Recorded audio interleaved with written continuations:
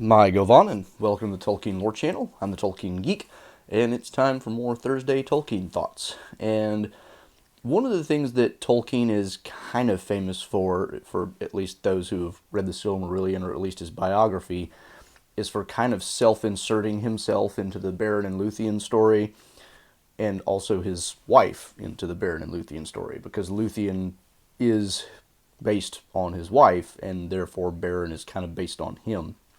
And in fact, he put both of those names on their gravestones, respectively. So he's already kind of done this, self-insertion thing into his own stories. But I was thinking recently about another way in which he kind of did the same thing. It's not as direct, and it's arguably not even true in the sense that he might have been consciously thinking about it, but the relationship of Bilbo and Frodo is in some ways kind of like his relationship to Christopher Tolkien. And the way I mean that is JRR Tolkien, while he was writing The Lord of the Rings, relied very heavily on Christopher, along with some other people like C.S. Lewis, for feedback and, advice and things like that. He would send, while Christopher was off in the Royal Air Force fighting in World War II, he would send like whole chapters to him to read, to get feedback on, what do you like, what do you not like, what do you think works. And in some ways, this is kind of similar to the way Bilbo and Frodo are co-authors of The Hobbit and Lord of the Rings. Frodo not really so much a co-author of The Hobbit, although it's not exactly clear how much of The Hobbit was finished by Bilbo in this whole idea of the conceit of, The Hobbit and Lord of the Rings being an ancient text that Tolkien discovered and translated rather than just created. I've done a whole video on that topic of the whole conceit of the translation. I'll link to that in the description. But there is very definitely some co-authorship going on in The Lord of the Rings itself, and there's definitely some talking and feedback between some of the parties. And Sam gets involved in this too, because Sam eventually ends up writing some of the very last stuff after Frodo has left for the Grey Havens. Obviously, Frodo does not write the part where Sam goes back to his home and says, "Well, I'm back," because he wasn't there to see it happen. So Sam had to have written at least some parts of it, but he's a little bit off to the side in that sense. So Bilbo and Frodo both write The Lord of the Rings to some extent, because Bilbo seems to have written the earlier chapters based on what Frodo probably told him in Rivendell when he arrived after, escaping the Black Riders and crossing the ford and all that stuff. And Bilbo even says at the Council of Rivendell, there's whole chapters of stuff before you even got here. And when they return, they find that he hasn't really written that much, and he's certainly not writing much more as they tell him more and more stuff about the adventure after Rivendell. Nevertheless, there is definitely collaboration that goes on, and Corey Olsen, the Tolkien professor, talks a lot about this in his Exploring the Lord of the Rings series, which is now at Caradhras, and he talks a lot about, who do we think wrote this passage? Who do we think wrote this passage? And he very, I think, correctly points out that the earlier chapters do seem to be written largely by Bilbo, because they have that Hobbit-like tone. They sound like The Hobbit.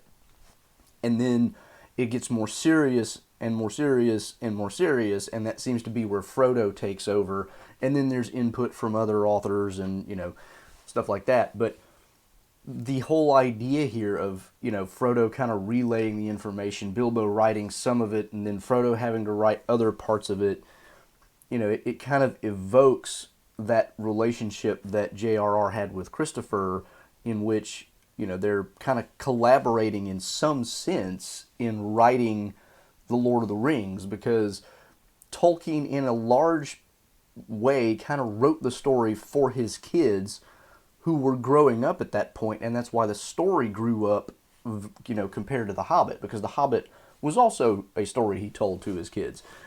And, it was when they were much younger, and I think he even says this in a letter somewhere, although I forget where, but he mentions the fact that I've told this story to my kids, and now they're growing up, and so the story is kind of growing up with them, and it's getting a lot more serious. And as a result, he is especially connected with Christopher because Christopher is the one who is always very much into all of that stuff. There's even a story, and I forget if this was in a letter as well, but I think it was just in his biography, but he tells us, there's a story about when Tolkien was saying something about some character or whatnot, and Christopher points out, actually, no, it was whatever, and Tolkien's just like, damn the boy, because he's pointing out errors that he's made. And this is Christopher's life. I mean, Christopher ended up, after he grew up and went and did his own academic thing, and then Tolkien dies, he takes over as the literary executor of Tolkien's writings and spends the rest of his life pretty much literally, working on Tolkien stuff, publishing it, getting the notes out there. And in that way, he's kind of like Frodo and even a little bit like Sam. Sam's a little bit more on the periphery, but still kind of in that role.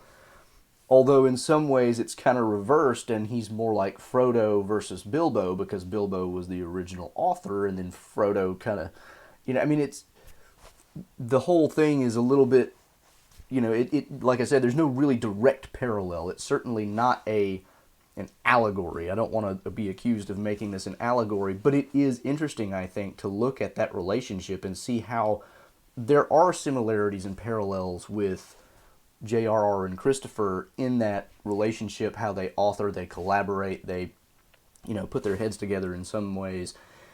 And it's just really interesting to look at that, and I can't help but think that Tolkien had at least some conscious idea that he was doing something like this. Not that he was directly trying to put his relationship with Christopher into the story via Bilbo and Frodo, because again, you can't. That direct parallel does not work well.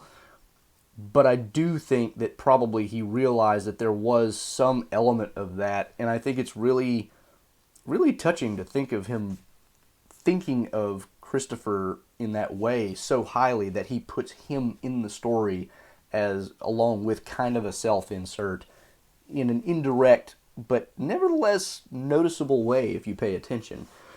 So anyway, that's just something that crossed my mind recently, and the more I thought about it, the more I realized, that may actually have some legs to it. So I just wanted to share that, and if you have any particular thoughts along those lines, share them in the comments. Otherwise, if you like the video, give it a thumbs up, share it around. Social and support links are in the description below. Follow me on Twitter for occasional Tolkien-related trivia questions. And until the next time, I'm the Tolkien Geek, signing out for the Tolkien Lore Channel. Namarie. Thanks to all the channel supporters, especially Elf Friends, PA Brew News, Nathan DeFore, Paul Leone, and Oleg Gregg.